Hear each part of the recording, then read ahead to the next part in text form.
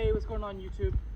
Boosted FK7 here. So I just want to take a quick minute, go through a quick tutorial of how to do a pre-trip inspection on your vehicles for your own safety. So first thing that you always want to do is make sure that you have great tire tread, right? You don't want to be traveling down the road and you have a bad tire tread and it be raining, or you hit a bump and then the tire blows out, or you go swerving all over the road, right? So first thing that you want to do is feel the grooves in the tire. Every single tire produced does have a tread wear monitor. So you just want to make sure that the tire tread is above that, which this one is, that's in great condition. Also, while you're right here, what you want to do is make sure that your brakes and your rotors aren't too terrible. What you're feeling for is any kind of like waviness or nasty grooves in the rotor. And some cars you can, some cars you can't. But you just want to make sure that your brake pads aren't too terribly low. We just replaced these, so I know that they're not. And then you want to do that all the way around, right? So then you want to come back here. These tires are great. And then I can see in and feel that the rotors are great as well. Like I said, you want to do that all the way around. Once you check all of those, then you want to come under the hood.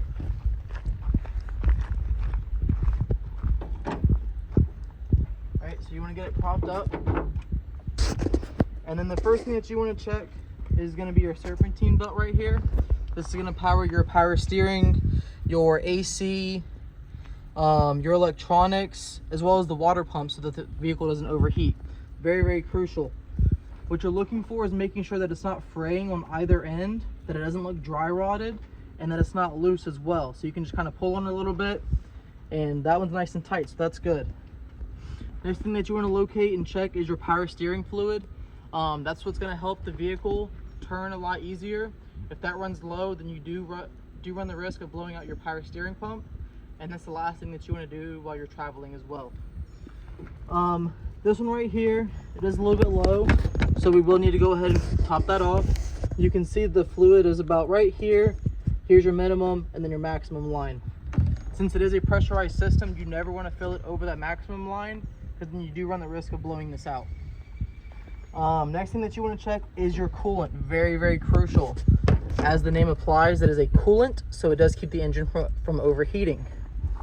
So this one is at a nice and safe level, which is great. You can see minimum and maximum right here. Again, a pressurized system, so you don't want to overfill it. Cannot stress that enough. Next thing that you do want to check is your oil. So the proper way to check your oil is pull it out, wipe it, dip it back in, pull it back out, and check it again. I've already done that, so I'm not going to wipe it and check it again. But as long as it's at this mark right here, or some vehicles have cross hatches throughout, as long as it's within those and it doesn't look nice and black, then you're in great condition, which this one is looking amazing. Which I think we just changed the oil in it recently. Another thing that you want to check is your transmission fluid. Now, not all vehicles have the ability to check the transmission fluid. So if you don't have that ability, don't really worry about it too much. But if you have that ability, go ahead, take a couple extra minutes, get that checked out.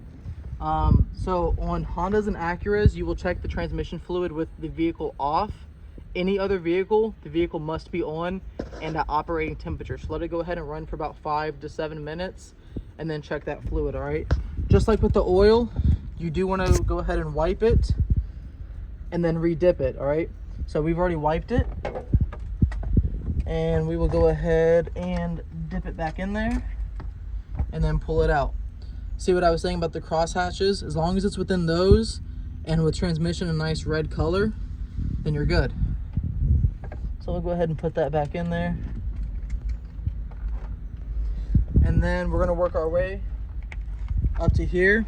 This is your brake fluid reservoir, another crucial part of the vehicle, because with no brake fluid, there's no hydraulic pressure, and those brand new good brakes that you just checked will be for no good, because there's no pressure to apply the brake pads, so you won't stop, right? So what you want to do is just take it off, take a little peek in there, and just check the coloration of it. It should look like fresh, clean oil pretty much. If not, you might want to consider getting your brake flush done, and then you want to check your levels as well, right? So if you look down here, you can see where it says minimum, and then up here it says maximum, right? So our fluid's at a pretty safe level. So the brake fluid is good. If you guys have any other questions, comments, or concerns of what kind of things you should or should not check before taking a trip, go ahead and leave it down in the comments. Make sure you like, comment, and subscribe. Thank you so much for watching. Have a great day.